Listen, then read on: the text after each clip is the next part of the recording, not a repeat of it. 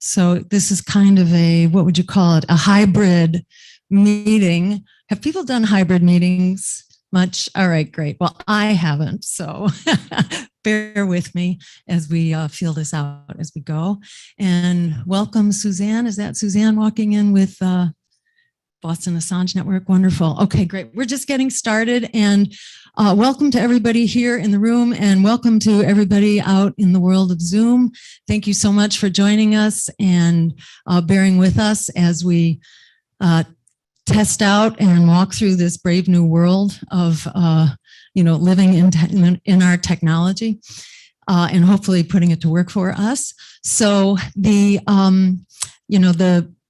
purpose of our gathering here today is to talk about the converging crises and how do we collaborate to overcome them. I think a lot of people right now are feeling really at our wit's end, at the kind of end of the rope, just dealing with the one issue that we're dealing with. And most of us are focused on whether it's housing or climate or dehumanizing work or medical debt or student debt, whatever, these are extremely challenging, difficult times just getting by. And it's kind of disconcerting. It's almost like having whiplash to look at outside of your particular area.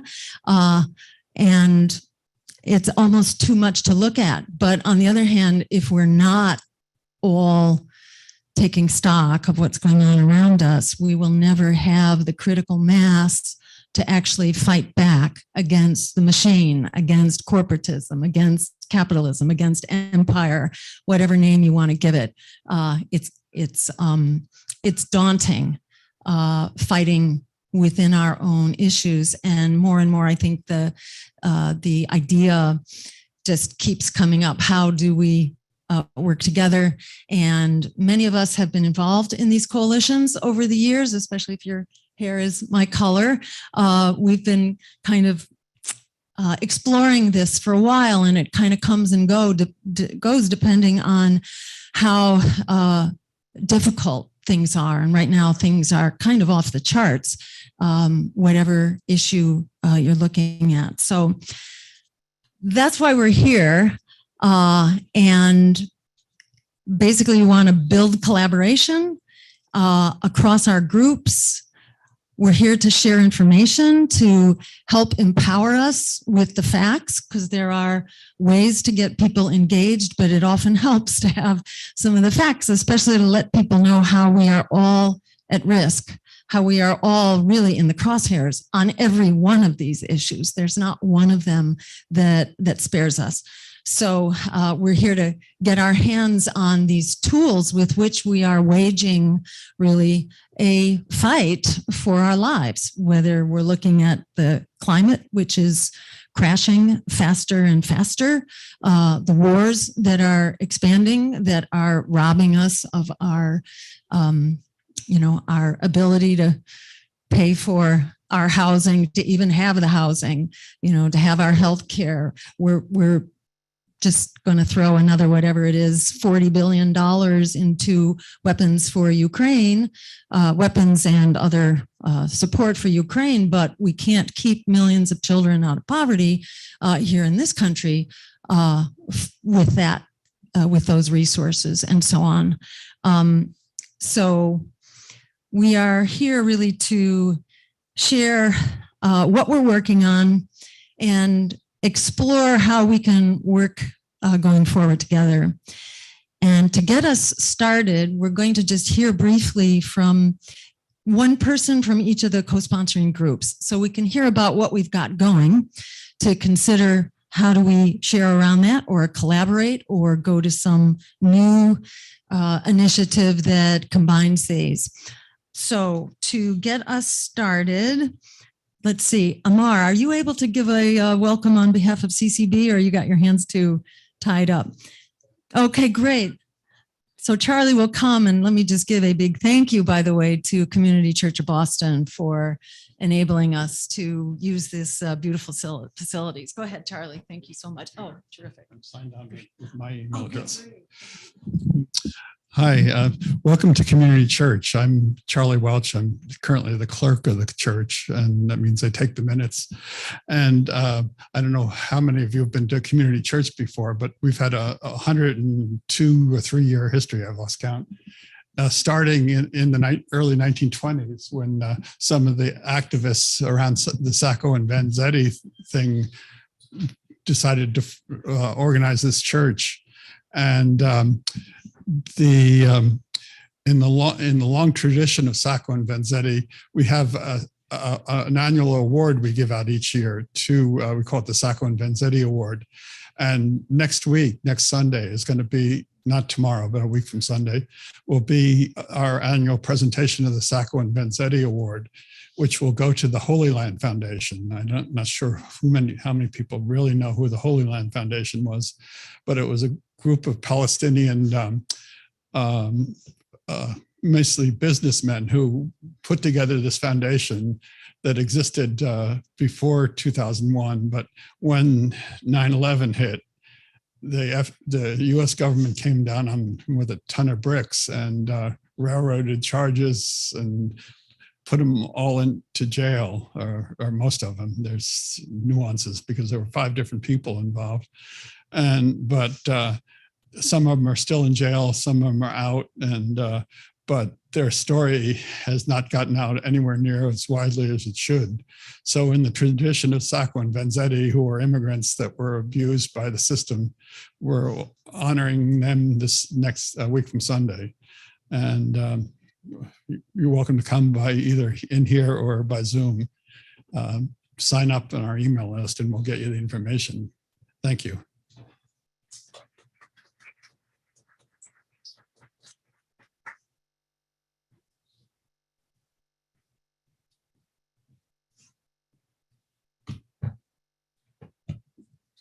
Thank you so much. And Conrad Bascom is here now from Extinction Rebellion Boston. And I should just say that this is kind of part of where this originated. The idea for this has been growing for a while, but in particular, last Earth Day, we decided to make Earth Day a peace rally to bring the issue of war and peace into Earth Day, because without peace, the planet doesn't have a future either.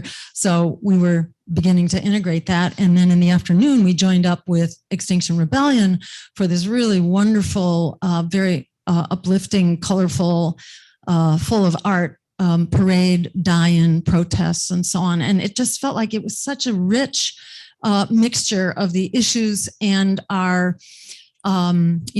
different strategies. It just felt like, wow, this is awesome. We have to figure out how to keep this kind of synergy going. So I want to give a big thank you to Conrad for helping with this continuing exploration. So I'm going to turn it over to Conrad actually to walk us through the rest of the program coming up to the PowerPoint, which is then an opportunity to share some of the facts on the ground that we can use to hold power accountable. Because without holding power accountable, we can be sure that things are going to continue as they're going to benefit really the privileged and the billionaires who are really calling the shots in most of our institutions, but especially our institutions of government and politics as we know it. So with that, I'm going to let Conrad walk us up to that point in the program. Thank you so much. Hey, everybody. My name's Conrad. I'm an organizer that is currently working with Extinction Rebellion Boston, and I'm here on behalf of XR Boston, and have also, as Jill mentioned, played a small role in organizing this event today. So grateful to everyone that's shown up and come out for this. I think that this event is about solidarity, and it's also about radical honesty.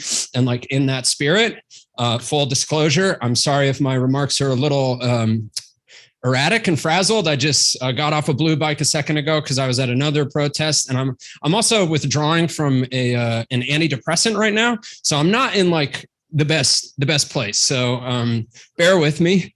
But thank you so much for being here. And if you know Extinction Rebellion, we're an international movement that began in the UK a few years ago, and we focus on direct action and nonviolent direct action and civil disobedience. And here in Boston, Jill glossed over a few different actions that we've been involved in the past year plus. And we also have this affinity group here in Boston that's called XR Solidarity, and we're trying to advocate within Extinction Rebellion for more cross-movement collaboration and to try and build a truly intersectional movement that's capable of actually affecting and accomplishing material actions. For example, things like strike, ultimately, hopefully. Those are things that we would love to see happen more.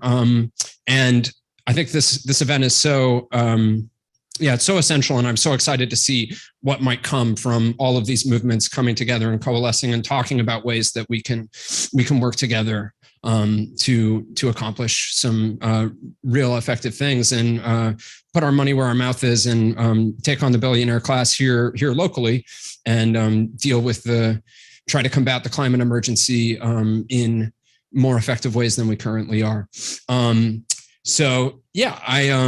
I'm going to introduce the next speaker.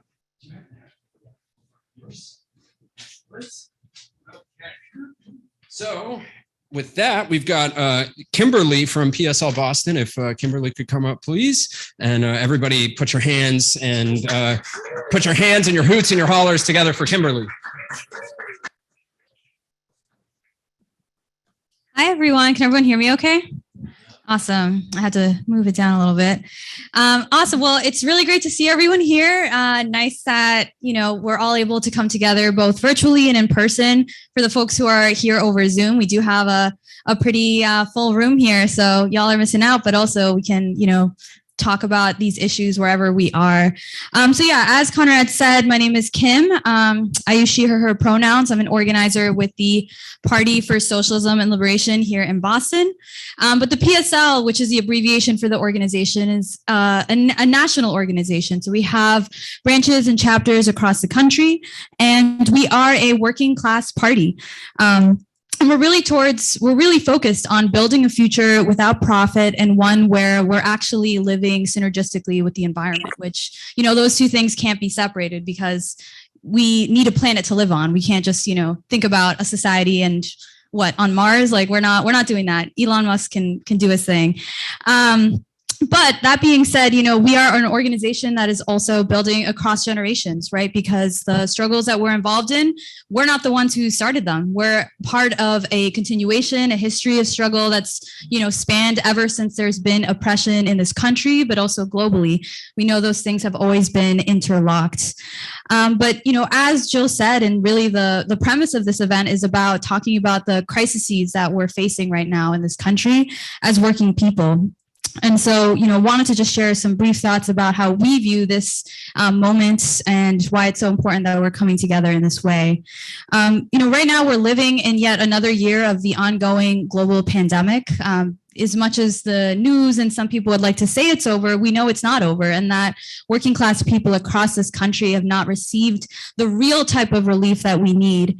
On top of this, we have not seen healthcare debt canceled. The student loans that, Biden said he was going to cancel, have they been canceled? Nope. Mine are pending, right? I don't know if y'all got that email. Now they're saying that, we made a mistake sending this email out. Like this is not a joke for many of us. I know for me personally, that would mean that I wouldn't have to worry about all the debt I just accumulated from my graduate program. So this is the type of relief that we need, and we don't need it, tomorrow or, a year from now. We need it yesterday, and we need it now. And we know that we're not going to get that type of relief or support unless we fight for it, unless we organize around these things. And, what have we seen? What has the response been from our politicians, the people who are ruling, frankly, in our names? Have they provided and fought for the relief that we need? Right. And, we're seeing this not just on the issue of student loan relief, which is certainly one issue that's facing, millions of youth across this country, but we're also seeing it on the issue of climate. And I think that's such an important focus of today's event. Earlier this year, actually in July, the Biden administration rolled out a plan that could actually expand offshore drilling in this country. And the extent of this could be, up to 10 new leases in the Gulf of Mexico, in Alaska. And is that the direction we need to be headed in to solve the climate crisis? Expanding offshore drilling?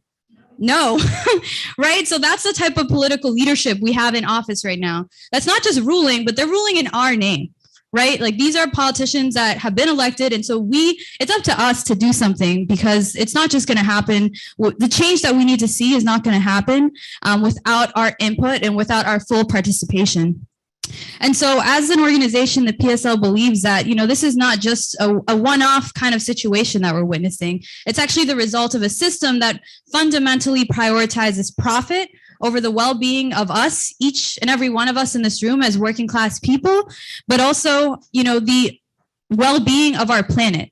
Once again, I don't want to overstate that this is a crisis that's not just something that's far off in the future, but that's actually already happening right now. Different parts of the world, especially in the global south, areas that have historically been underdeveloped are the first ones that are facing the brunt of climate change. Areas with fragile ecosystems that have very low thresholds of resilience. Anytime you get a disruption to that, right? You have the temperature increasing, ocean patterns changing. This is resulting in vast shifts in ecosystems. And then you have areas that have, for many centuries provided life and just areas for people to live that are no longer hospitable. And you create climate refugees, and that's already happening. And who's footing the bill? The global south that's already been in a position of underdevelopment for century after century. And so, this is not an issue of tomorrow or next year. This is something that's already happening now. And so it's really up to us, once again, to address these things. But in addition to this war that, we're seeing abroad, as Jill and others have mentioned, there's ongoing conflict that the US is also fueling in different parts of the world. There's wars that are happening here in the US. And this is something that's very important for us to draw attention to. There's a war on Black America, and this is a war that's been ongoing since the formation of this country, right? And the systems that have allowed this to continue are still fundamentally in place. The criminal justice system that, with immense amount of pressure was able to rule with some type of verdict on killer cops. That system will not change without us speaking out and taking action. Even more recently, there was a state-sponsored killing of Kevin Johnson. I'm not sure how many people heard about his case in Missouri. And, he was a clear victim of this broken capitalist system, which just produces poverty. It does not rehabilitate people into good health, but it rehabilitates people back into capitalism and racism that's structural. And no humane system would treat a person, a living, breathing person, the way that they did Kevin Johnson, who was unfortunately executed earlier this year. And so we need a new system. We need a new system, and it's not just going to happen upon us, but it's something that we need to fight for every day. And for the PSL, we believe that system that we need, one that actually provides for our people the way we need to, be sustained, is socialism. That's the system that we're fighting for. One that offers healthcare, access to education, access to housing, the basic necessities of life. We're not talking about, every luxury item. We're talking about the basic necessities we need to live. That's a socialist system, and that's what we're fighting for. So, just to wrap up, I really thank everyone for being here today. Very much looking forward to the discussion, and hope to continue this beyond just this one convening. Thanks.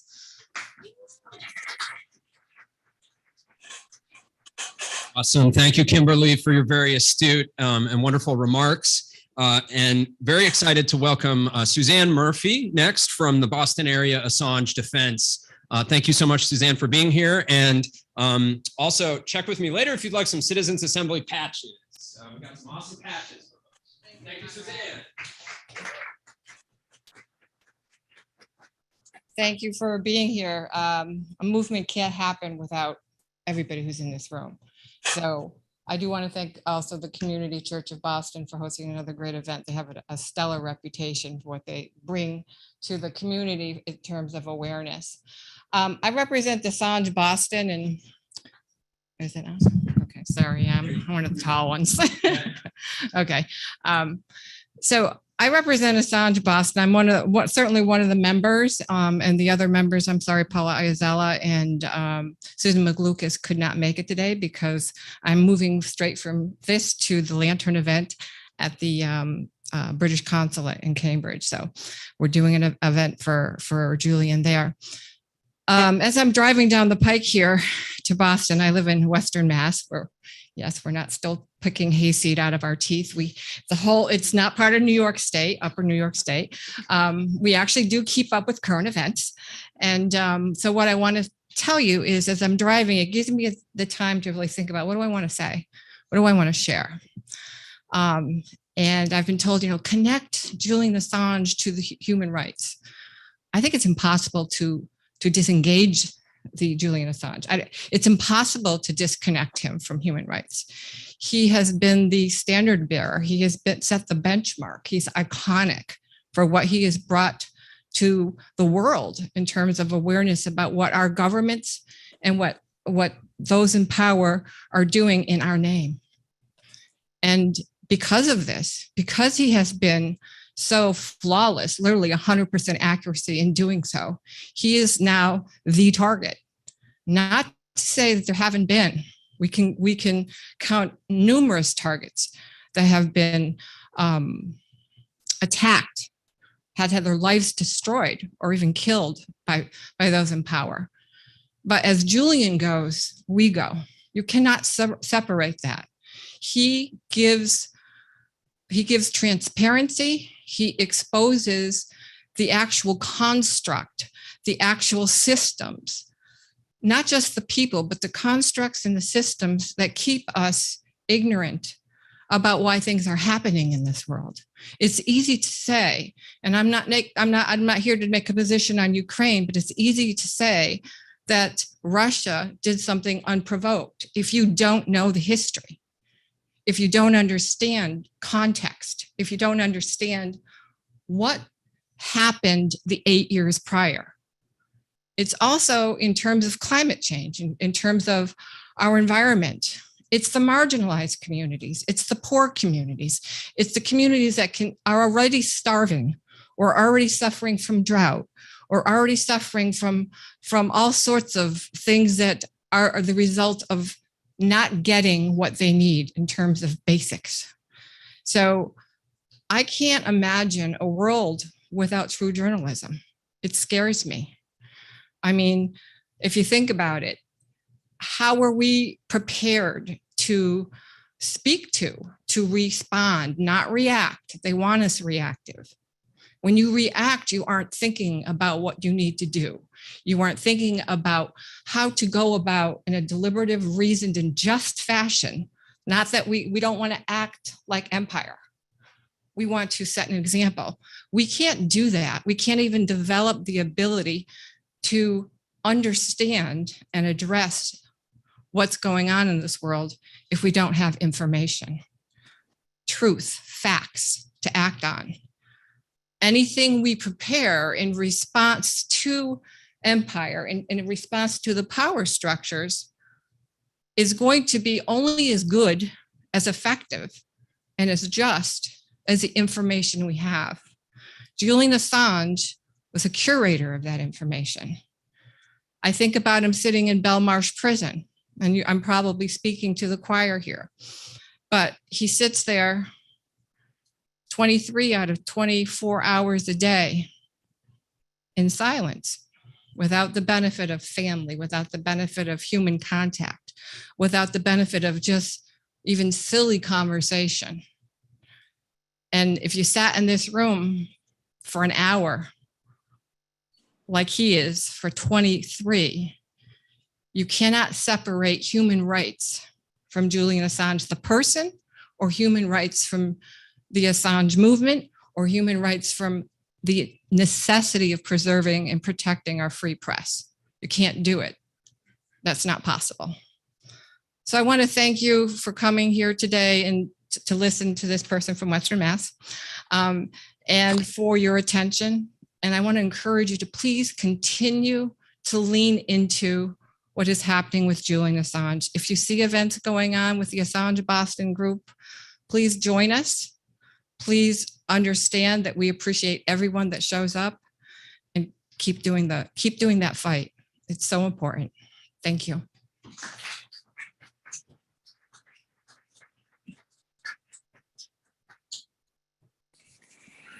Awesome. Thank you so much, Suzanne. And thank you for shedding light on the tragedy that's occurring and the way that Assange his life has been ruined, and also the ways in which the media is bought and sold by the billionaire class, and the way in which journalists are often cut down in the line of fire when they expose the many truths and injustices of this world.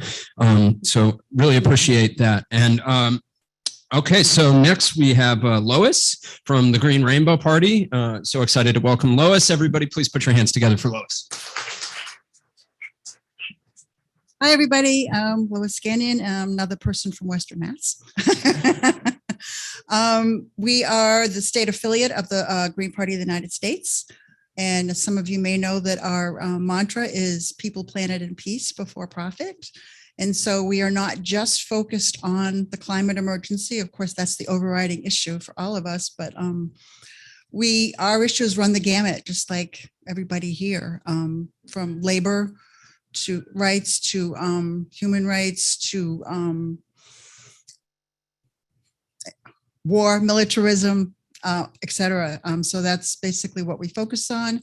The way we are set up as a state party is we have chapters that work on local organizing, and we work on our local communities and what they're struggling with, whether it's supporting the nurses at St. Vincent's when they were striking in South Coast. They're working on the Pine Barrens being cut down, also preventing nuclear waste from the Plymouth plant from being dumped into Cape Cod Bay. In Western Mass, we are getting ready to support the homeless with Arise for Social Justice in Springfield. So yeah, we work on all kinds of issues. Of course, as a political party and a third party who struggles to overcome all of the things that are thrown in our way to keep us off the ballot and so forth, we are always trying to grow our party. So we are in the process right now, of course, of recruiting members. So that's basically what we're about. I'd love to talk to any of you about our work, and if you're interested in hearing more.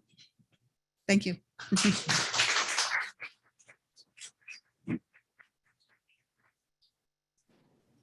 Awesome. Thank you, Lois. And friendly reminder for all the speakers, please do eat the microphone as much as you possibly can. Not that you are doing a wonderful job, just want to remind folks because we have a lot of folks on Zoom. Okay. And next, the man of the hour who just came in from the other protest, John Harris, if you would be so kind as to come up. I know you just took a seat, but everybody please welcome John Harris from the Boston May Day Coalition, and also put a hand together for BMDC, Boston May Day Coalition. Yes, BMDC, for organizing this this protest in solidarity with the strike that was organized in Italy, I believe just like 8 days ago, if I'm correct, right? Okay, awesome. Yeah, so wonderful the work that they're doing to highlight all of the injustices that are currently happening in Ukraine and the proxy war being waged by the United States and NATO. And yeah, you can use this microphone or the big speaker. That's nice too. That's a nice, okay, there we go. All right, here's John.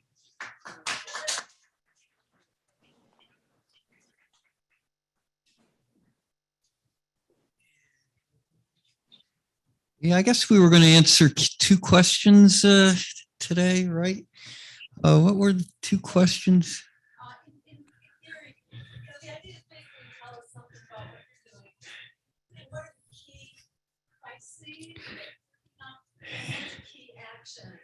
All right. Yeah, what we're doing. Okay. And the key steps we can take to move forward. The Mayday Coalition started out about 16 years ago. And I guess I'll get closer to the mic. There was a nationwide general strike that was called by immigrants and their supporters for amnesty for all undocumented migrants in this country. Quite frankly, there were, the working class people got behind this and mobilized between 2 and 3 million people. Industry shut down in the Midwest. The Port of LA was shut down to commerce on May 1st. This was a Monday. There were mobilizations of over 100,000 in New York. There were many thousands here in Boston. But quite frankly, the forces on, in the traditional forces in the immigrant community, they weren't calling for the general strike. So, a whole motley crew of leftists and immigrants who were out of favor, I guess, politically, decided to form the Mayday Coalition and call for the general strike. We mobilized thousands of people on Boston Common. And so that's how we got our start. But then, we have more of a, after it's been 16 years, there's more of a issue focus now for the coalition. Lately, we've been mobilizing, trying to get people banding together to oppose the war machine here in the United States. The Ukraine war is very popular among a lot of people in this country. There's unity among the liberals and the conservatives to go over there to Ukraine and mobilize the armed forces, the whole war machine, the weapons of destruction, in favor of NATO, in favor of U.S. control of the regime in Ukraine, in favor of having, a satellite system in Eastern Europe subservient to the imperial interests of the United States, of Germany, of Berlin, Paris. That's what this war is about. That's where I just returned from the mobilization that we had on the Boston Common in opposition to the imperial war that's being waged there. The United States is at war right now. These sanctions are backed up by the force and the threat of violence. The U.S. is up to its neck in this war, and we should understand that. And we need to form as much unity as possible in opposition to the war machine. So I think in terms of what steps need to be taken, what we can learn is that all forces who are opposed to war, we need to band together. We need to mobilize together in opposition to the war machine, in opposition to NATO, in opposition to the U.S. military industrial complex. We need to mobilize in opposition to the, these imperial adventures. This country, the United States, is in permanent war. I mean, I'm trying to remember when this country has not been at war. I mean, it's about time that peace broke out. A country in permanent war. What we need is permanent unity. We need folks who understand these issues to mobilize and unite together as much as possible. It means we have to sit in meetings like we're having here today, where various currents in the political movement can sit down, discuss with each other, work together, find common points of agreement, and mobilize together. This is not what we're seeing today, for the most part, in this country. And I'm glad that the Community Church of Boston, the Green Party, others here are sitting down to, where we can break bread together, we can discuss together our points in common, and that we can work to mobilize together. I mean, we just had Conrad here. There's a climate catastrophe unfolding in the world today, unfolding right here in the US. I mean, this is the warmest November I've ever experienced, I mean, finally, it's starting to get cold. It should tell us something. We haven't even had a frost yet, I mean, it's terrible. Yeah. And also, I've been working with sisters and brothers in mobilizations against the fascist movement in this country. I think that, there are mobilizations against fascism. There's various political currents doing that. My group has joined with these. Look, abortion rights have been taken away in so many states. I mean, I went with my my fellow comrades, I guess I'll call them compañeros.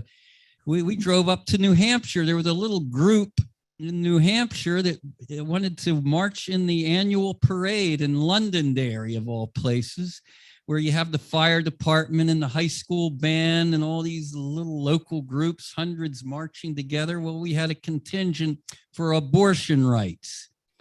This ad hoc group in New Hampshire called on us in Boston, who are part of Rise Up for Abortion Rights, to help them out and come up to New Hampshire and mobilize with them, in the heart of a reactionary rural community. Hundreds of people cheered us when we marched in their parade. They are for abortion rights. We gave out 200-300 stickers and pieces of literature. There again, with unity, there's more strength. We didn't have to run up to New Hampshire, but we did. I think that those are examples I want to point out where we can mobilize together and make big inroads for progress in this country. Thanks.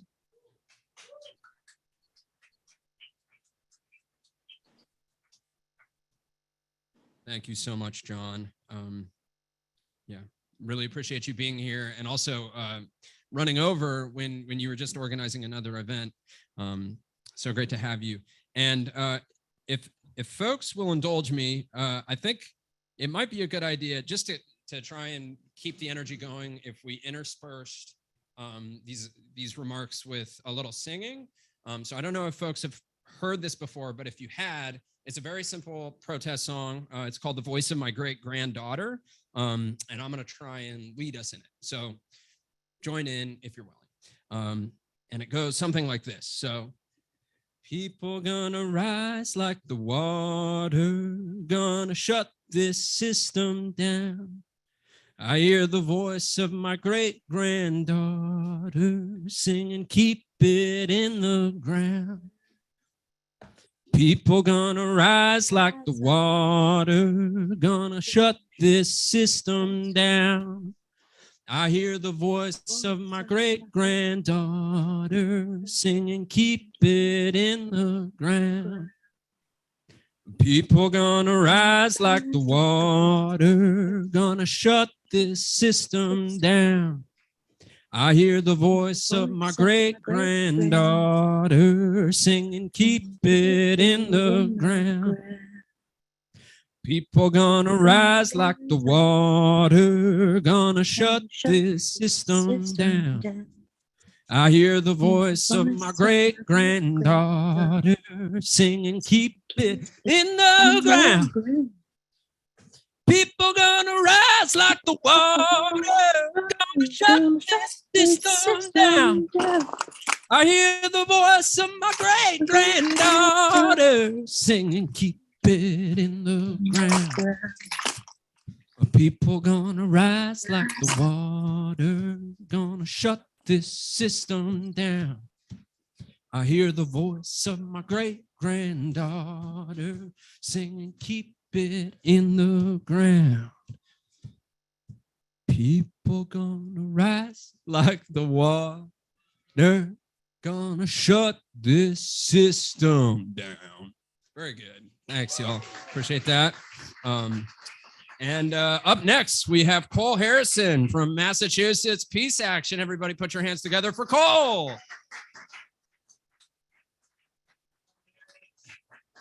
So we got a lot of problems in our world today. And the point of mass peace action is that we have to incorporate peace. We have to incorporate foreign policy, military policy with our whole progressive agenda. And several of the groups have already mentioned that already. We break the problem down into 3 areas. The first is Cold War, geopolitical confrontation between US, Russia, and China over supremacy in the world. And at the core of that is the issue of nuclear weapons, the threat of nuclear war. That's an existential issue for humanity. We must prevent nuclear war. Second is the problem of intervention, sanctions, and wars by the United States on smaller countries. We have seen so many of those imperial wars over the years, and they continue. And we have to challenge those at every turn. And third is we need to build a just society at home. We need to stop the climate crisis. We need to end racism and oppression of indigenous. And we need a just economy as well. So just to run down a few of the things we have going on, I got a little list here. First and foremost, with the Ukraine war, we want to stop the military aid to Ukraine. That they have another $37 billion coming up in Congress shortly. That's going to get voted on this month. They've already sent $50 billion this year. That is by far the largest amount of military aid we've ever sent to any other country. And they're doubling down on it. We also are trying a faith-based solution. We're going to try to create a Christmas truce movement following the Fellowship of Reconciliation, which is a pacifist faith coalition. They've already, in Amherst, they've already got an event planned next Saturday with several ministers who are going to speak out calling for a 2-week truce in Ukraine. A 2-week truce is a small step, but it hopefully will unblock the political dialogue that has gotten frozen and open people's minds to the possibility that we could negotiate, we could settle this thing, we could end this war. We're trying to gather more ministers, frankly, who are willing to speak out in Boston and hold a similar event in Boston the following week. We have a number of ministers interested. We're still fussing with the time of when we can do it and all that, but stand by for that. We also have 2 webinars coming up that touch on Ukraine. MAPA does a lot of educational programs. Tomorrow we have a webinar about the Zaporizhia nuclear plant, which, as you know, is the largest nuclear plant in Europe, and it's right on the battle line between Russia and Ukraine. And there's a threat of a nuclear accident, a serious one there, if the fighting isn't controlled in that area. So we're going to hear about that tomorrow. And we also have a nuclear engineer advocate from St. Petersburg, who's going to dial in to the Zoom, Oleg Budrov. And on Wednesday, we're going to hear from a German peace activist, Rainer Braun. He's immediate past president of the International Peace Bureau. He's been to Moscow, and he's going to talk about possibility of a negotiated settlement of the Ukraine war. That's on Wednesday. Coming up in Congress this week, we have the Yemen War Powers vote. This has been pending for some time. Bernie Sanders apparently is going to bring it up in the Senate. He says he has enough votes to pass it. In Massachusetts, most of the delegation will vote in favor of that bill when it gets to the House. But it's not a given that it will pass in Congress. So we have to keep on pushing for that. That war, as you know, has been going on since 2015. The United States is really behind it with our aid to Saudi and UAE. Also, last week, the House passed the Pentagon budget of $858 billion. That is the largest ever. That is such a gargantuan amount of money, nobody can picture it. And that 858 doesn't even include the cost of the war in Ukraine. It doesn't include the cost of nuclear weapons. It doesn't include the cost of our militarized border enforcement and militarized policing, which is a gigantic cost also. It doesn't include the cost of veterans care, which of course we support caring for veterans, but they wouldn't need care if there hadn't been these past wars and this history of militarism. If you add it all together, military, it takes up about 3/4 of our national budget. And it's a disgrace, it's a travesty, and frankly, we have so many needs at home that this money isn't going to. What about our schools? What about our housing? What about our transportation? I came here on the T, it was like 20 minutes waiting for the Orange Line. That Orange Line was built with federal funds, but federal funds no longer flow to that. Fortunately, we just passed question 1 that is going to help a little bit, taxing millionaires here to pay for transportation and education, but it's a small step. We need a lot more. Cuba, we have launched a series of monthly rallies to call attention to the end of the embargo on Cuba. They're in like rotating locations, but the next one is going to be next Sunday in Brookline, Coolidge Corner, and then the Western Mass one will be in Greenfield next Saturday. So this will be, I think, the 3rd or 4th in the series. We're going to try to keep them going through the winter if everyone stays strong and warm. So just to keep lifting up the need to normalize with Cuba. And on Korea, we have a film, Crossings, which is a documentary about the women who crossed the DMZ back in, 2014? And a very moving film about a group of women who came together, international, took action, and it kind of documented the whole process of how they did it and all the uncertainties they faced and how they were able to actually complete their trip. So I'm going to stop there, but we're a volunteer-driven group. I'm one of 2 staff members of Mass Peace Action, but we have 10 volunteer-led working groups. Each one takes on a different issue, ranging from racial justice and indigenous rights to peace and climate, to Palestine and nuclear disarmament, and on and on. So get involved, and we love to partner with other groups. We've partnered with almost all the groups that we've heard from today, and let's keep on working together.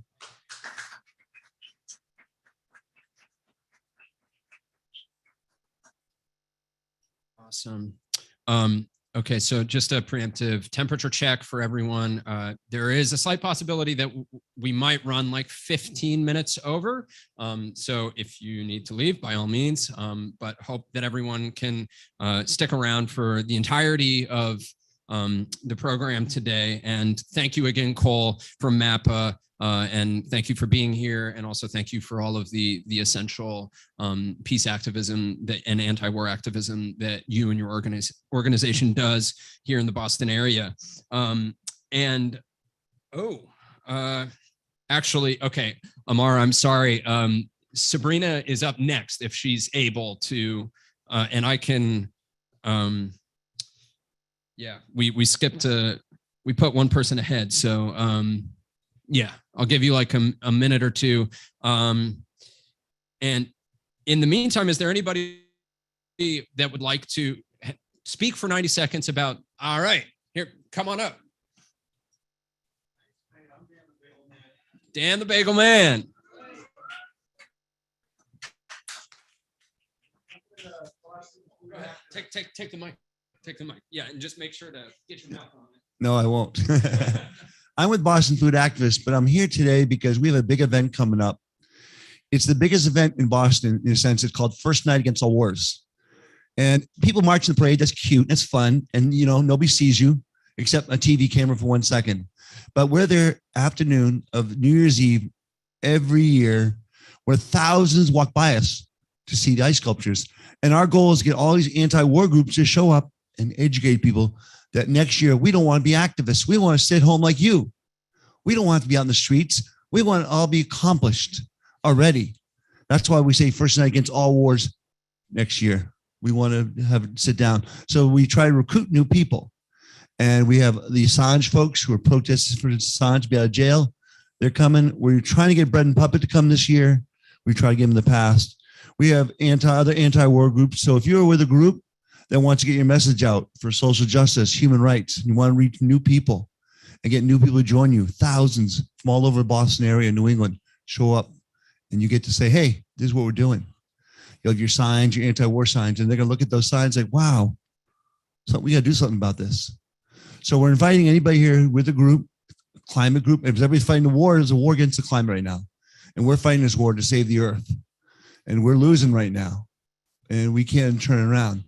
There's a war against women right now. Big issue of women's rights. There's a war against marriage equality. There's a war against transgender rights. There's a war against Latin America. There's a war against everything. So everybody think about that, what you can do. Check out Boston. It's called Boston Media is running it this year, but a lot of groups will be there. I'm with Boston Food Activists. We'll be there with food.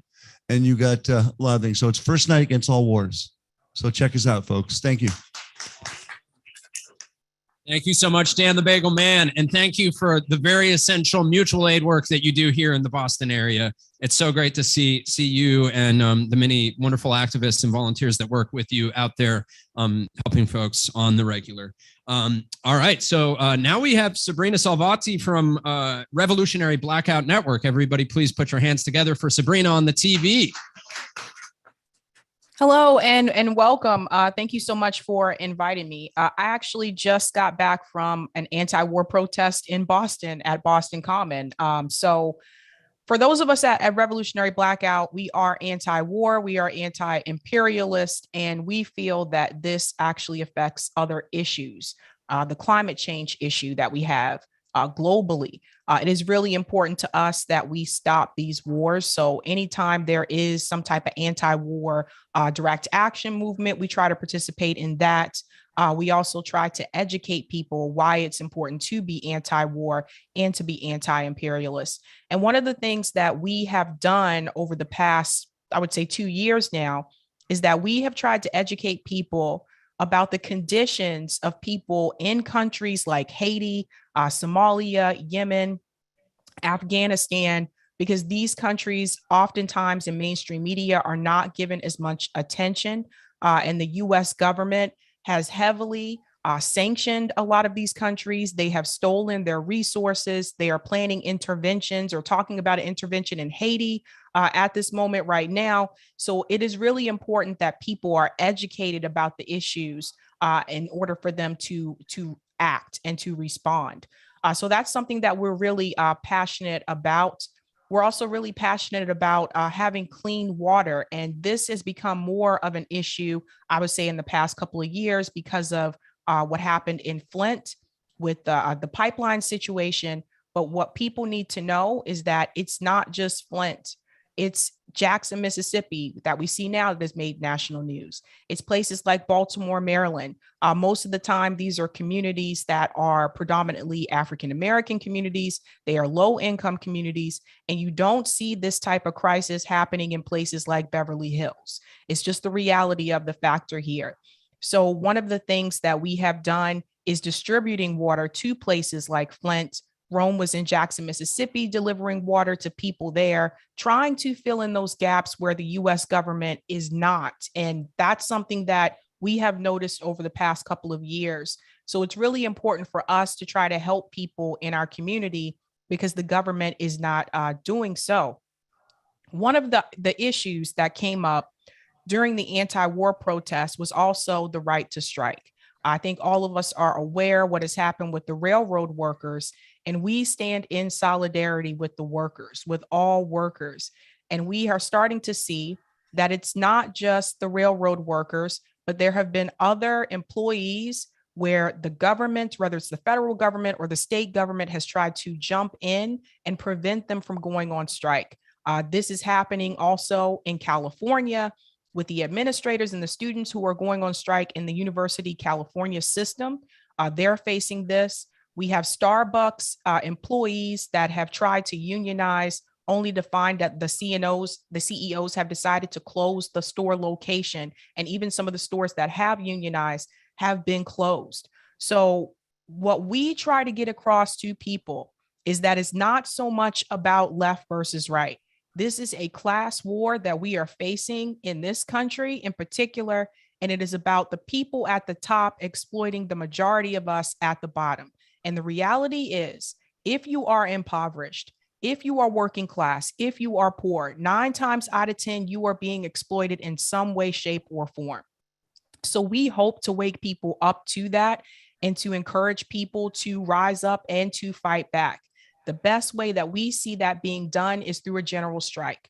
We have tried the political system multiple times. We tried it with Obama. We tried it with Bernie Sanders. We tried it with the Squad. This is not working because both of those parties are corporate and they protect corporate interests. So what we are encouraging people to do is to stand in solidarity with the workers. You have to push back against these wars. You have to make your voice heard about being anti-war and anti-imperialist, because if this does not change, the climate disaster is going to get worse. Passing a climate bill, which isn't even enough, according to the climate scientists, passing an infrastructure bill, which isn't even enough, according to the American Society of Civil Engineers. This is not going to get us where we need to be to have a better future in this country, whether it's for our children or our grandchildren. So something has to change. And so we really hope is that people that are working class and people that are poor will come together across these political lines and realize that we are fighting a class war in this country, and we really need to fight back against the people who are at the top. Thank you.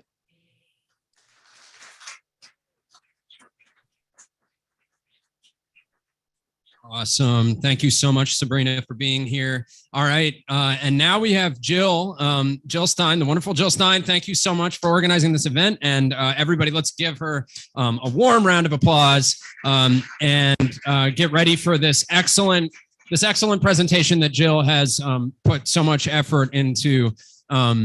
Here she is. Thank you, Conrad. It's really great to hear everybody and to hear how much we are all on the same page here. And this just feels like it's the right time to be getting together and to make our voices as loud as they can be, because they're much louder together than we are one at a time. So I'm going to talk us through, in fact, I'm going to kind of speed read us through a PowerPoint here, because the thing is not to like learn everything in the PowerPoint. The thing is more to put a resource in your hands that has some facts that can come in quite handy when we're trying to hold power accountable. Like those bills that Sabby was mentioning that supposedly, oh, don't worry, they fixed it. You know, this infrastructure bill is going to make things fine, or the Build Back Better, the remnant of it, the Inflation Reduction Act, which was supposed to be a climate bill and a healthcare bill and also a tax reform bill. It's actually none of the above. It's really a Trojan horse for giveaways to the big billionaire sponsors of politicians. And we're actually going to talk through some of this because these bills are referenced all the time for reasons why we should be good little boys and girls and just trust our fearless leaders in the halls of power that they've taken care of us. So they so badly need to be held to account. And the what shall we say, the fantasy exposed that this is working. I'm going to just quickly share my screen here, and there's a lot that I'm just going to motor through, but we will make this PowerPoint available to anybody. The point is for us to have a resource that we can go back to and reference. And this is sort of my pet project, is to just try to keep up with watchdogging and to put everything as referenced. So don't take my word for it, you know, go to the reference on that particular thing and, you know, and use it. And this is not only to hold power accountable, but I think this is to like build our movement. Nothing engages like knowing that you are in the crosshairs, and we're all in the crosshairs right now, whether it's your job and your low wages or your lack of health care or the dehumanizing conditions that you're subjected to, or the health care you don't have. Just really helping to clarify. Likewise on the war, helping people understand why being on the verge of nuclear war, and we have never been closer, And we are very close to nuclear war for specific reasons. This didn't happen by accident. This reflects choices that were made, particularly by our government, the US of A, which has really led the charge in dismantling the structures that were built over decades to try to contain the risks around nuclear war. And those have been systematically dismantled, really starting in the year 2000 by George Bush. But it's also been a Democratic as well as a Republican process. So it's really important for people to know that we're in the target hairs on the war. There's no such thing as a war over there because it's robbing us blind and because the nuclear threat doesn't happen over there. If there's a nuclear exchange, doesn't matter where it is, because it's not just clouds of radioactivity that might come if you're, within 1,000 miles or something, or in the direction that the wind is blowing. The impacts on climate happen everywhere, and they will be global if they happen. Had the Cuban Missile Crisis gone forward, people didn't know then about nuclear winter. They were not aware of that. And had that not been interrupted, basically because JFK and Khrushchev had the good sense not to take the advice of their advisors on all parts. They had the good sense to insist that they dialogue and they work their way through it, which they did just by the skin of everybody's teeth. We barely averted nuclear war. And there were about 2,000 nuclear weapons on hair trigger alert. So, had that happened, we wouldn't be here today. It would all be over. We would long since have starved to death. So we're all in the target hairs on every one of these issues. And I'm just going to kind of motor through this so that you know where stuff is and you'll be able to find it when you want to go back. And we'll hit some of the high points, but this really underscores what everybody has been saying here today. So you'll know that you can go ahead full bore in what we're demanding, because it's true, it's well documented, and we have no alternative really but to fight for a world that's going to work for us on all of these issues. So let me try to share my screen here. Hang on. And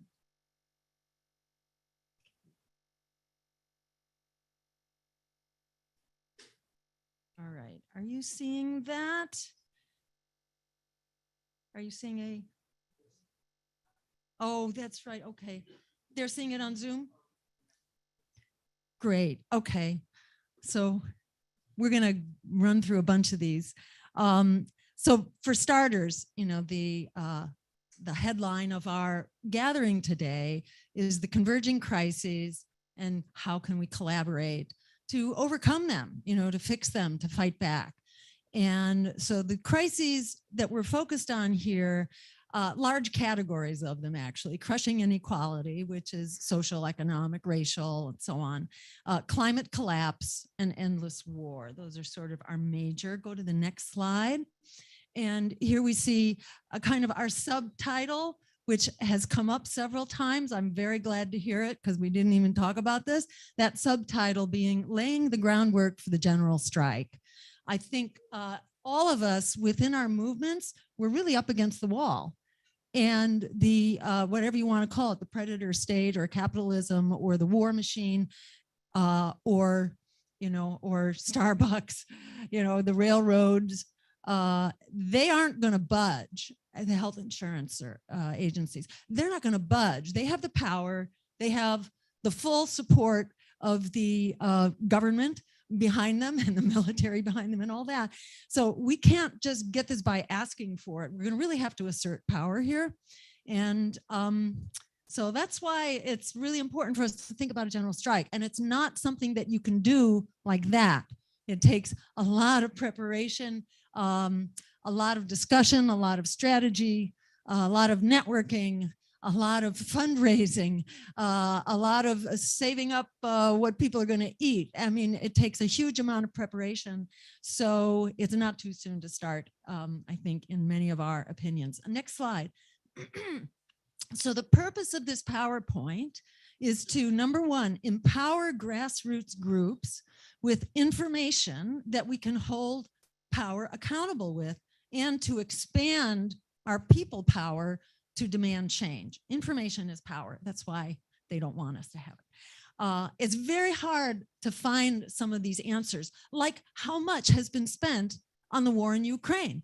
You don't see that. You'll see how much they've spent this week, or how much they're contemplating, but they don't want to summarize those numbers because those numbers are very incriminating to the powers that be. So a lot of this information, you have to really fight and be quite a geek and spend a lot of time hunting around to find the information. So it is power. The second purpose is to clarify the failure of the power elites to fix these existential crises which they have created. So it's not just a matter, in my opinion, it's not just a matter of pointing out the problem. You really have to hold power accountable. Otherwise, the power is not going to fix it. We've just seen that over and over. And we'll go to our graves here on any one of these crises if we don't challenge power to fix it. And, there are a lot of different ways to challenge power.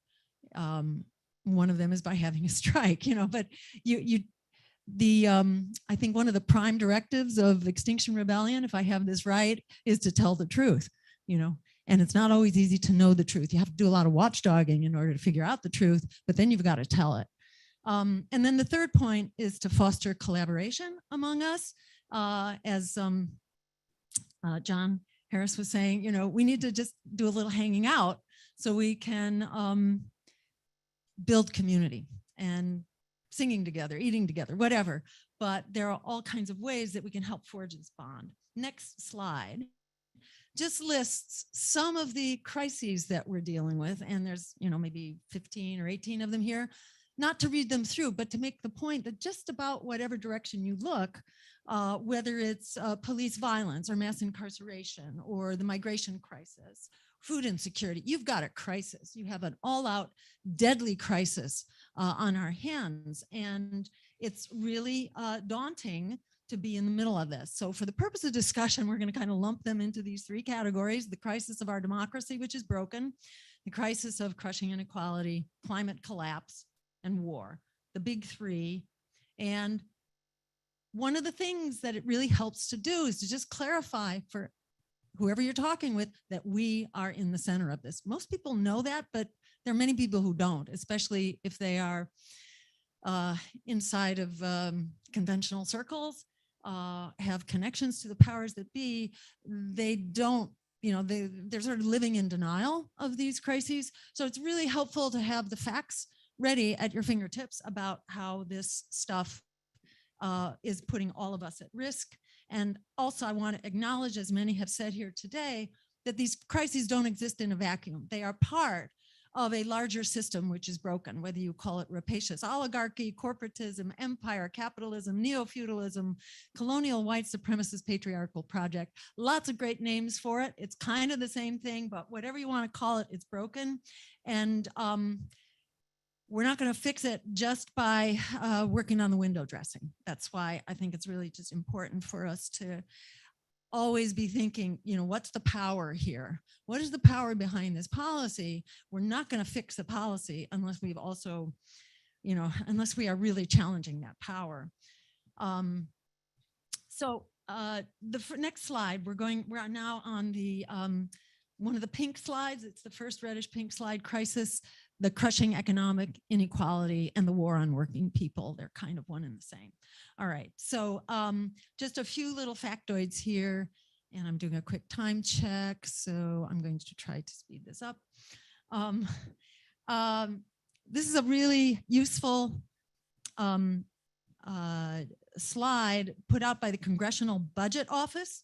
The Congressional Budget Office. And what does this slide show? So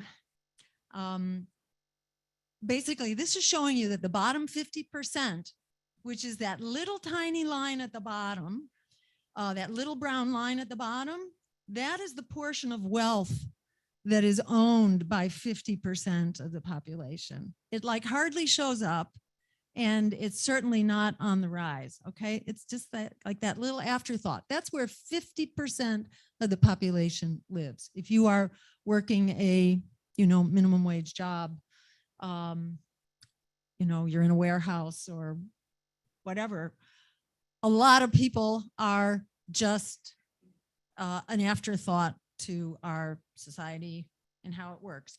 The blue at the top is the top 10%. So it's 30% of wealth is owned by that top 10%. And you can see how that is growing. Not much else is. That's what's growing. The top 30%. And half of that, which is bracketed by those blue brackets, that's the top 1%. So you can see what this distribution of wealth is and what it says about power and who is being served. This didn't happen overnight. This chart goes back to basically 1990, where the distribution of wealth just began to shift in such a massive way.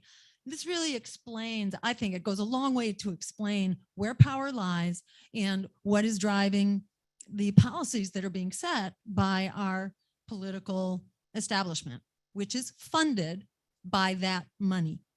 And there are those numbers are in here as well, but basically money is overwhelmingly coming, that is political money, is coming overwhelmingly from those with deep pockets, especially now with super PACs and dark money.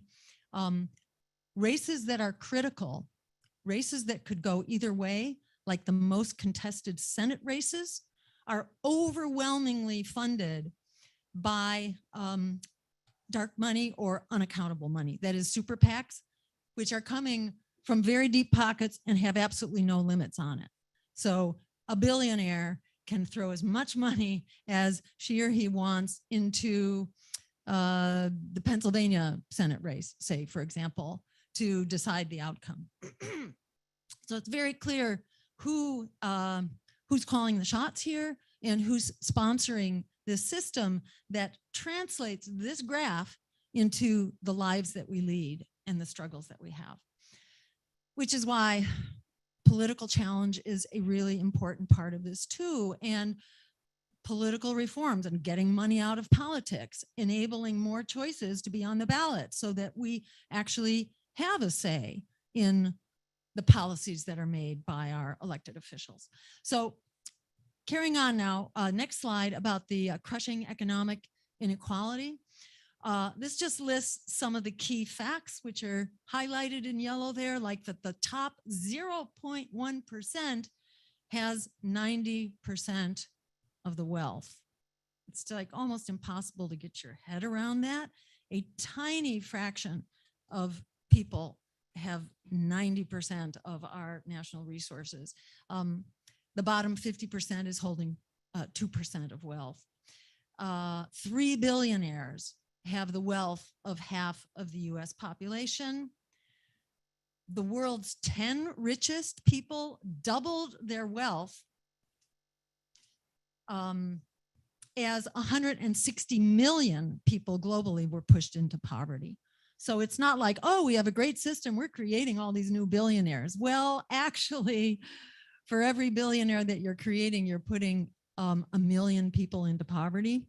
Oxfam actually has data about that, which is in this PowerPoint set.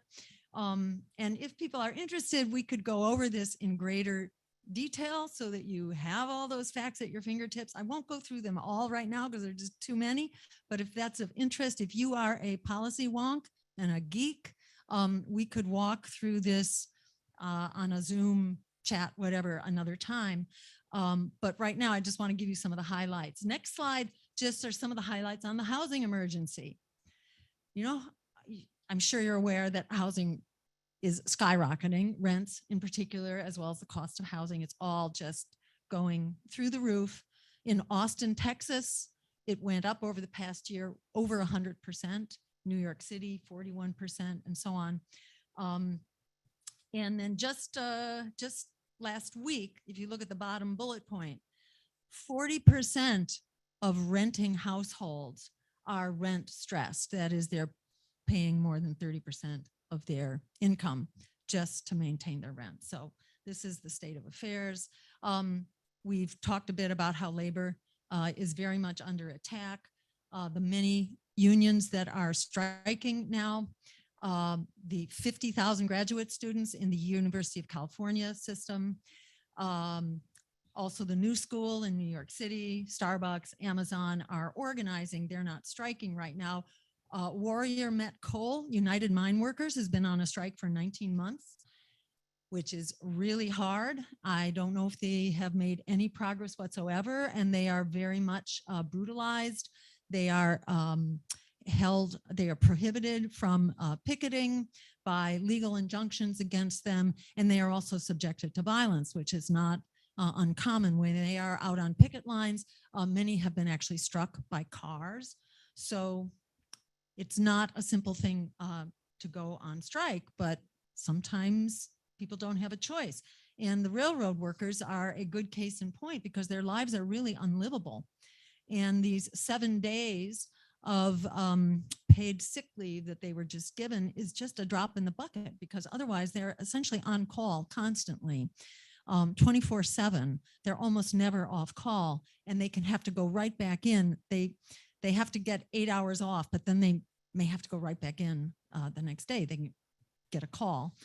And so their family lives really don't exist at all, and their workforce has been cut by 30%. So their lives are really in a shambles.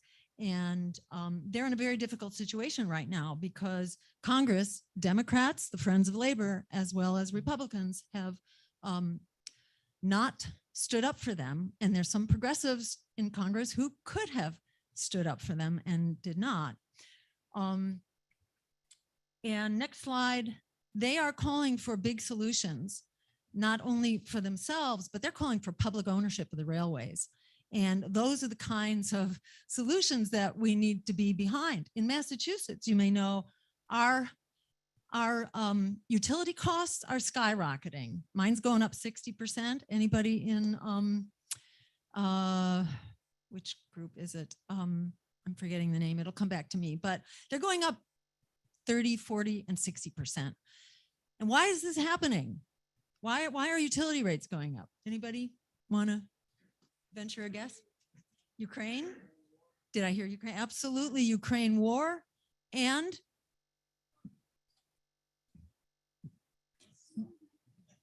what's that? Yeah, right. Not enough people putting solar panels on our roof. And anybody know why that is? This is something that the legislature has refused to facilitate. They will do some things, but they won't do others. They had 240 some bills proposed, including bills that would make it super simple and cheap to put solar panels on your roof, which would solve our whole energy crisis. We could provide all of our energy needs just by putting solar panels on existing rooftops. That is the one form of renewable energy you don't hear any government entity talking about, because there's not a big lobbying constituency behind it. They greatly prefer centralized energy with big utility power companies that can provide it to you. My point is simply that there are big solutions here which would be very powerful, and we need to hold people accountable for not having made them possible. This is fundamentally why our utility rates are going up. And this is obviously not just Massachusetts. This is happening all over the country because our elected officials are not serving us. They are serving the profits of their corporate sponsors. In Massachusetts, our legislature, out of 245 bills that would have gone a long way to start solving over the last 1 to 2 decades, our energy crisis and our climate crisis. They've not done that. How many of those bills actually made it to a vote out of 245? Any guesses? A little more than that. 9 made it to a vote. One of them is a bill we hear about all the time. Don't worry, they've solved it. We just passed the state-of-the-art bill here in Massachusetts. We're ahead of all the other states. Well, if we have time to get to it, I will show you what exactly is in that bill and how much it is really what should we say? It's window dressing. It is window dressing on a crisis that is absolutely killing us. And we can't be quiet about this. I mean, there's a lot of accountability to be had here about the fact that our utility rates are skyrocketing right now, and it cannot be blamed on one party or the other. both have been absolutely responsible. Next slide. The other thing that the railroad workers are calling for, which is really important, is unity across all workers so that workers cannot be divided and conquered, and independence from both corporate political parties. So I say more power to the Railroad Workers United, because they are breaking that bond. If that bond remains in effect, then you can never stand up and really fight for what is possible. And we'll have more of the same. Is more of the same solving the problem? I don't think so. More of the same is actually making it worse. I mean, I have yet to see what is getting better. You know, we seem to be increasingly desperate. There are little things here and there that you can point to, but they're mostly crumbs at the table. And the feast is being had by the billionaires, not by working people. This was what Chris Hedges had to say about the strike. He said, a strike, this is in reference to the railroad workers, will at least expose the fangs of the ruling class. You can go to the next slide, I think. Yeah, there you go. Expose the fangs of the ruling class, the courts, etc., and broadcast a very public message about whose interests are being served. Besides, a strike might work, nothing else will. I think there's a lot of wisdom in that. Excuse me. I'm going to just motor through the next 2 or 3 slides until Amar, you come to bipartisan Senate infrastructure plan. This is that infrastructure bill that a couple of people referred to that the parties agreed on. They agreed on, we're going to replace our infrastructure. We're going to make everything, you know, brand new and safe. Well, how are they doing this? They're actually doing it by selling it off. If you look at the second bullet point there, it relies on public-private partnerships, private activity bonds, and asset recycling. And if you jump down further in the yellow highlight, it's telling you that how do companies, you know, so how does the private sector do this better than government? Quote, do it better. They do it better by cutting back either on safety or labor or maintenance, or they extract profit from users. You know, it's like privatizing a bridge. So now you'll pay a toll and maybe it will have the same quality, but maybe it won't, but you're going to be paying for it. These are public assets that are being sold to private parties. This is something that Trump did publicly and Democrats screamed about it. They said it was a terrible idea. Well, now it's just being tucked quietly into the infrastructure bill. So where's this difference between the two parties that are supposed to be different? It gets harder to see it all the time. Next slide. On the Inflation Reduction Act, supposedly this is that tax, health, and climate bill. This is the remnant of what was going to be several $1 trillion in the Build Back Better. Why did Build Back Better not pass? Remember, Build Back Better was going to do all kinds of great things, provide early childhood education, family and parental leave and sick leave, and expand Medicare. I mean, it was going to do all these free community college. It was going to do all these great things. Anybody know why that got hung up? Now, you're not supposed to know, and it gets buried very quickly. So, you know, this is why they do this the way they do. But if you were watchdogging this carefully at the time, the reason it did not pass is because the Democratic leadership used procedural maneuvers to sabotage it and to stop it. What did Chuck Schumer do? He used the parliamentarian, who is an optional member of this discussion, who can be either ignored or replaced at will.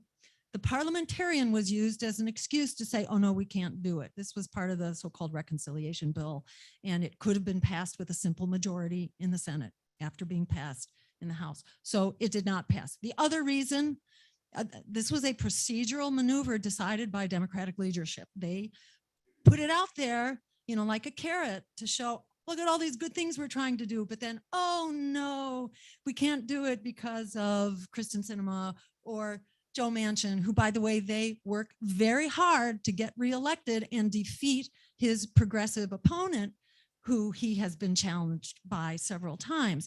So these are kind of self-fulfilling restrictions that are created by leadership so that they can continue to serve their big donors. And the one point I want to make here about the Inflation Reduction Act, we hear the claim that it's going to reduce pharmaceutical prices. Well, actually, it will reduce 10 pharmaceutical prices on 10 drugs out of the, I think it's like 20,000 pharmaceutical products out there on the market, something like that. It's many thousands. So it's going to reduce 10 starting in 2026. It did put a cap on insulin costs, which is very important. That's great, but that's not fixing the crisis of pharmaceutical extortion. That's typical of what we're getting in these bills. Next slide, taking us into the climate collapse, and I'm doing a time check here. I'm going to try to wrap this up quickly. So I'm just going to hit some highlights. The slide that shows the graph, there we go. That's just showing you how temperature is rising. The last 8 years have been the warmest on record. Next slide. This was a headline in the Washington Post last week. The Washington Post is not given to, what should we say, hyperbole about the climate. But that's what the headline says. Officials fear complete doomsday scenario for drought-stricken Colorado River. Now, they're not telling you why the Colorado River matters to everyone. The Colorado River supplies the water for the California agriculture system, which supplies half of the fruits and vegetables for the whole nation. That river has been in drought, like rivers all over the world, but for us, this is the big bonanza. That river has been in drought. It's been declining. Several months ago, it was said to be at 75% depleted. So 25% was left. And that was before this headline came out. So it's gone down a whole lot more to where it may not get out the dam and into the pipelines to feed the rivers. So there's a real possibility, and it could happen very soon, that the Colorado River basically goes down and that we essentially do not have access to California agriculture. Isn't that something we should know about? Isn't that something we should be preparing for? During the Second World War, half of fruits and vegetables were supplied by victory gardens in our communities, in our backyards and things like that.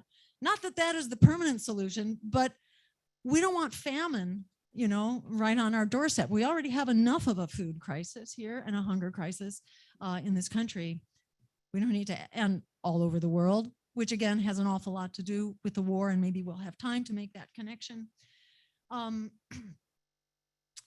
So this is why I think we need a full day conference to have adequate time to sort of talk through the things. And that's one of the things we're going to discuss when we go into our breakout groups. And I'm just going to take 1 minute here.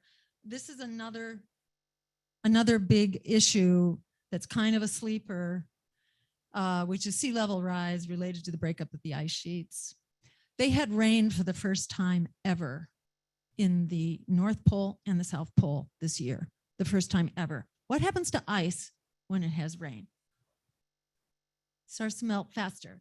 The next slide, which is the surface melt on Greenland. Are you able to keep up with me there, Armor? Sorry, I'm good. Okay, thanks. The surface melt on Greenland. This is what was happening like 15 years ago. Water warms. Okay, water on the surface of the ice absorbs heat, which then begins to tunnel through the ice. And so you get all these like burr holes that are going through the ice sheet. And then the water also accumulates under, so it starts melting from below, melting on solids. We don't know the time course of how ice sheets break up. There's one ice sheet in particular that I skipped over. It was the previous slide about the Thwaites Glacier in the West Antarctic, which is a very vulnerable ice sheet. That and Greenland are both very vulnerable. And if you go to the next slide, so skip that Greenland thing, go to the next one. If Greenland breaks up, we got 24 feet of sea level rise. If the West Antarctic ice sheet breaks up, we got 19.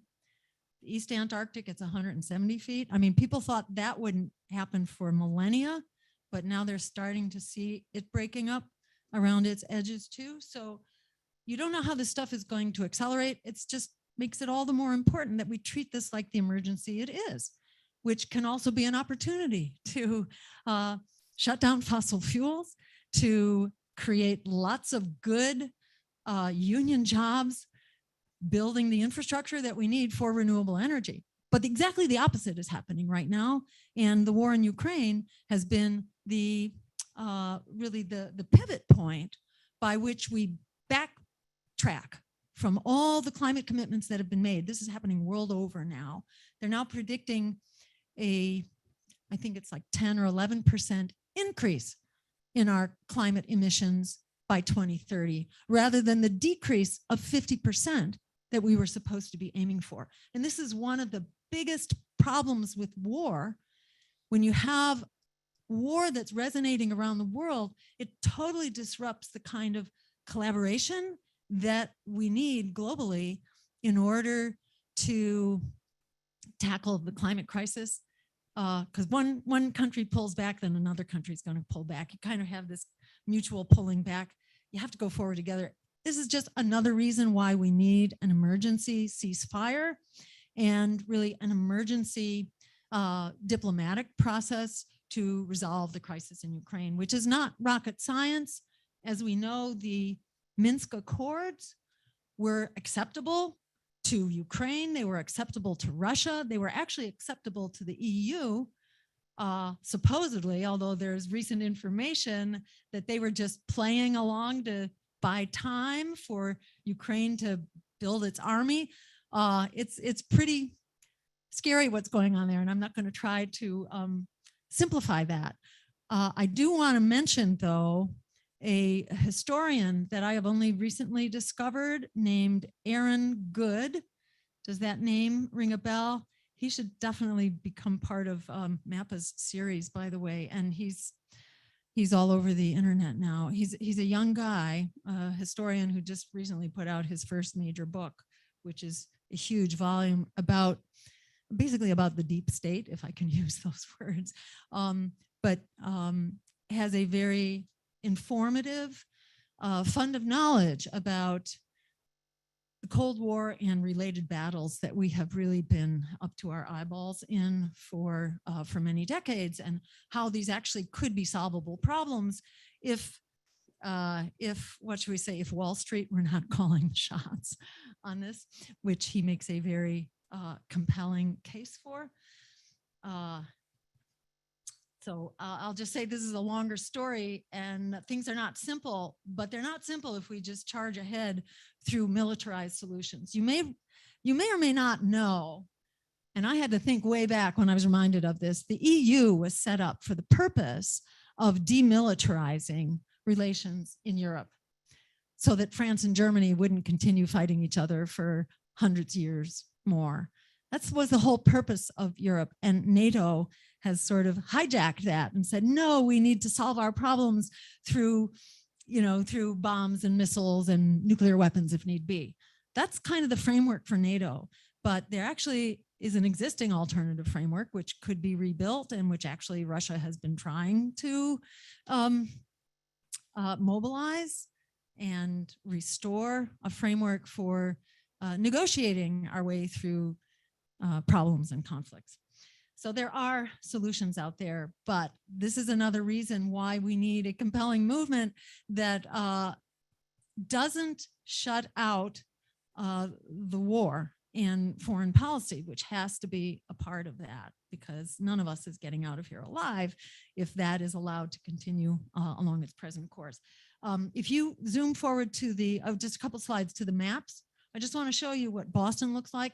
And there's a great website, which is run by NOAA, National Oceanic and Atmospheric Administration, NOAA. You can Google them and find out, what does 2 feet of sea level rise look like in my community? You know, if you're not on the coast, if you're from Western Mass, we may be joining you in a while. But if you live along the coast or any major waterways that are close to the coast, which is where most people live, actually, these are kind of critical issues. Here you see Greater Boston today. This is the next one. You see where all that blue suddenly appears, which is going to, you know, Cambridge, Boston, Dorchester, Logan Airport disappears, et cetera. You know, this is absolutely catastrophic for Boston if we get to 10 feet.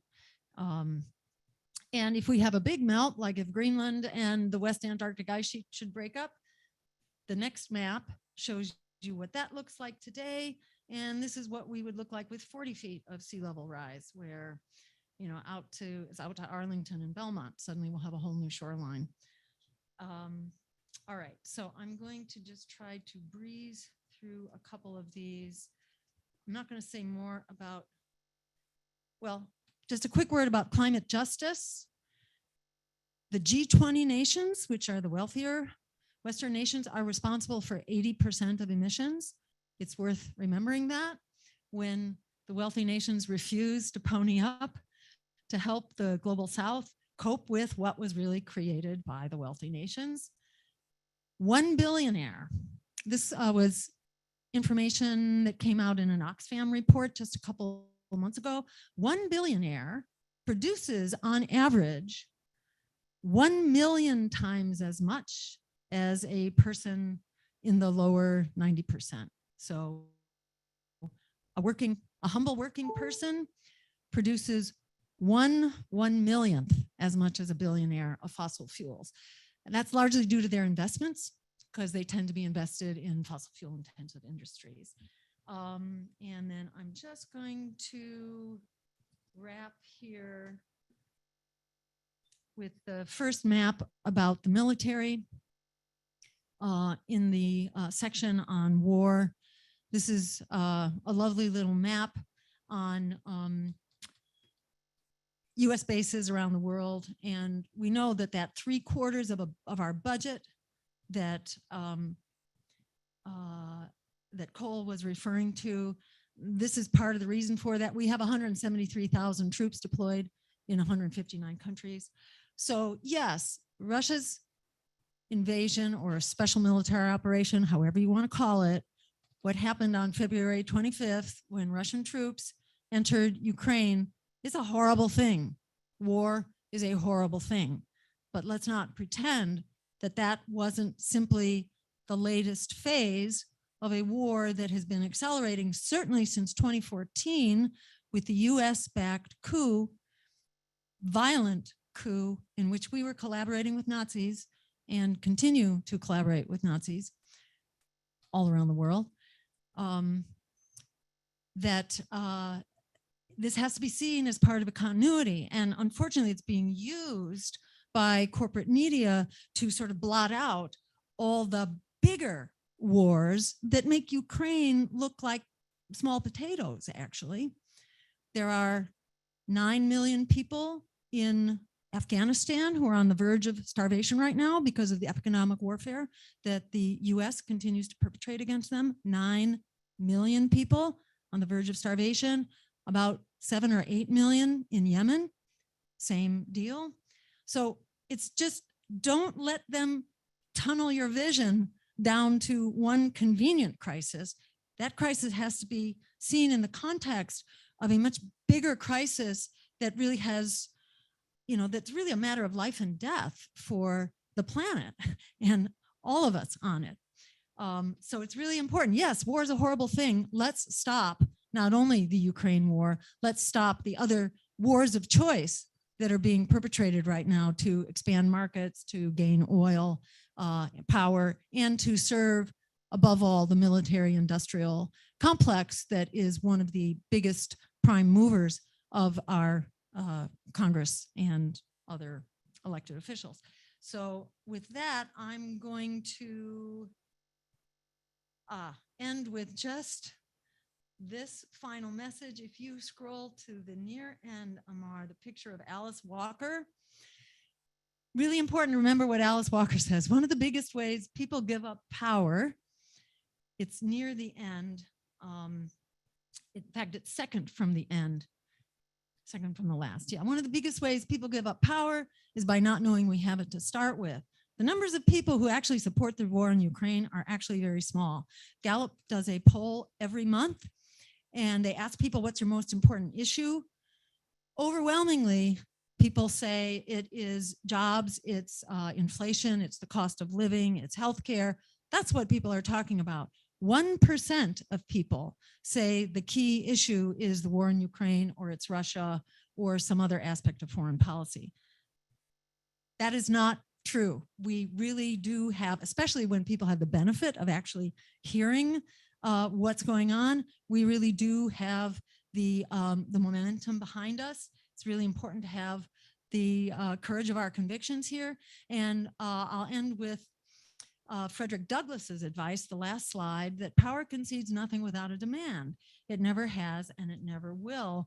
And we have the opportunity to be that demand. And I think there's just a really amazing team gathered here in this room and out online that we can be an unstoppable force and can make that happen. And I very much look forward to breaking up into groups.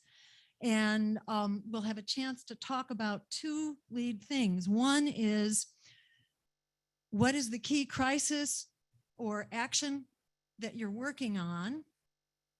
And the other, in fact, do this one first, is, does it make sense to gather again in a longer conference that might be 1 day or even 2 days, to have a chance to do all the things that were suggested here, exploring some of these questions further, having some time to sit down and make music or learn some disco, which is what usually happens when you go to Extinction Rebellion. You learn how to do disco, which is really great, I have to say.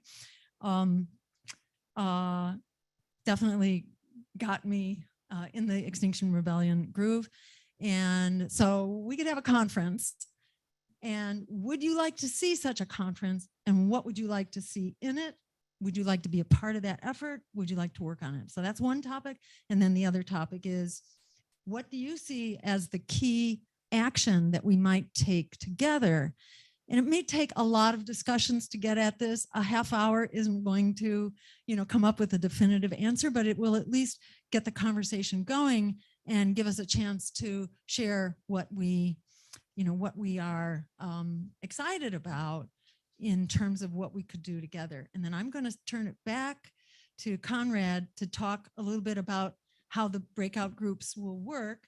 And a big shout out to the people who've been able to stick with us on Zoom, because they're going to do breakouts on Zoom. We're going to actually use Zoom to go into various rooms, and we have a number of facilitators on Zoom. And thank you to all of the people who are facilitating on Zoom, as well as those who are here, for helping us have a productive, though short, discussion. Then we'll gather just to do report backs, and then we'll get out of here, hopefully 5:30 or a few minutes after, if you're able to stick around, and no worries if you can't.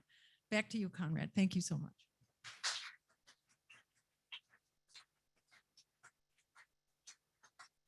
Okay. Thank you so much, Jill. And yeah, really encourage everyone to get the presentation, download it, or ask Jill for the link and go through it and in more detail, because there is really excellent information in there. And we need to keep the power elite accountable and pressure them to deal with these crises. Okay, so we're going to do these small group sessions, and it's a little patterned after Extinction Rebellion's self-organizing systems, the decision-making processes we use, and then also Green Rainbow Party's decision-making processes. The main thing that I want to share first is just this inclusivity statement. which goes like this. So we value all voices equally in the assembly, as the aim is to hear the wisdom of the crowd gathered here and not to have the assembly dominated by individual voices or groups. We recognize that confident speakers are not always right, and that those who are not confident speakers will often have the most useful ideas or opinions to put into the discussion. This is why we value all voices equally, and we ask you to do the same. We do not tolerate any calling out, abuse, or shaming, and should conflicts arise in this way, there's a conflict resolution process in place to resolve this. We welcome all people, but not all behaviors. So we're going to break up into small groups of 5 to 10 people. We'll introduce ourselves and we'll discuss the 2 topics that Jill just laid out. And we're going to do those in round robin style. You're welcome to pass if you don't want to speak when it's your turn. And each group's going to have a previously designated facilitator. And then when you first get into your group, we'll select someone to keep time and also someone to take notes ideally. And then that person will also report back the main suggestions and that the group indicates support for. And then just so you know, you can signal your support by raising your hands and wiggling your fingers. I hate the word wiggle, but and we'll call that twinkling. And for those who are online, look for your breakout room. And the first go around, as I mentioned, is introduce yourself, share your pronouns. Mine are he, his, him. I realized I didn't share that earlier. I apologize for that. And share the main crisis or action that you as an activist or your organization are working on. And then the second go around will be to share your response to this question. Do you think a full day follow-up conference would be useful? And then the third is to share any ideas you might have for a follow-up group action that we could organize collectively across our movements here in the Boston area as a potential next step. And yeah, I think I've covered, let's see. Also, make sure to share your contact info with the folks that you don't know here. That's strongly encouraged. We need to make sure that we build true solidarity, and we can only do that if we're communicating with each other.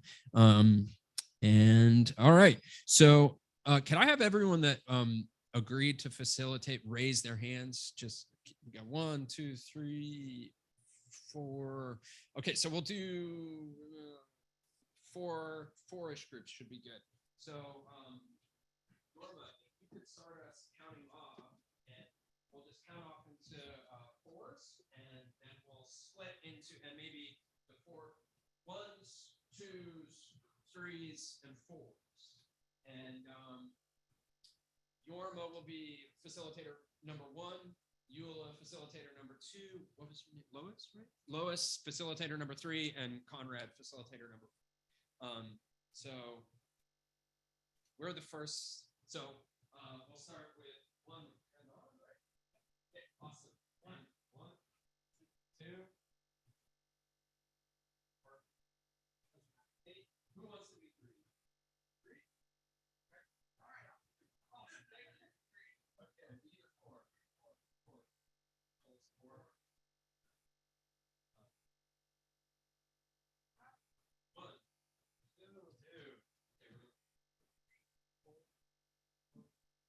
2, 3, 4. Well, no, you have a group. 3, 4, 4. Excellent. 1, 2, 3, 4. Oh, okay. 1, 1, 2. Okay, excellent. So does everybody remember their number? Hopefully. Great. Let's break up and go to our areas. 3 is over there. And 4 is over here. 1s, 2s, 2s.